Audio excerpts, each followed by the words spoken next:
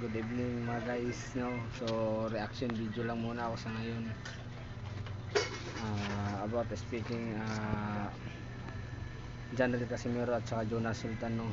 At saka yung promoter na nagsasabi na o-operan si Casimero ng 1 million para matuloy lang ang match up at to match up nila Jonas Sultan, no. So hindi naman tanga siguro si Casimero para kagating yan ng 1 million, kasi para kay Casimero ang 1 million na pesos na yan, no, ay 200,000 lang yan para sa kanya. Kasi biruin nyo guys, hindi naman si Casimero naghihirap sa ngayon.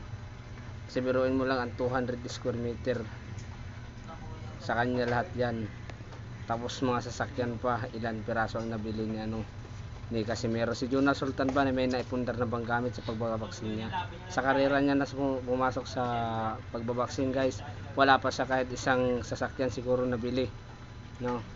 Kaya yun lang, reaction video ko lang. Hindi si Casimero para kagating yung mga offer ng 1 million na yan.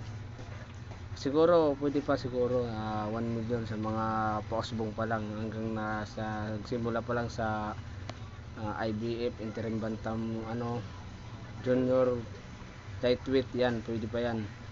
Mga baguhan na possible, pwede pa yan sa mga ganyan. So para sa akin, nasa tugatok na si Casimero, naging 3 division world champion na yan. So hindi kakagatin ng basta-basta ni Casimero yan na offer na pera na yan. Kaya ayan si Silvers Boy, no, na si Boy Tae, walang kahulugan sa mundong taong yan, kasi ang sa kanya lang sumikat at magpasikat at gumawa ng ingay sa social media. So yun lang muna sa ngayon guys, reaction video ko.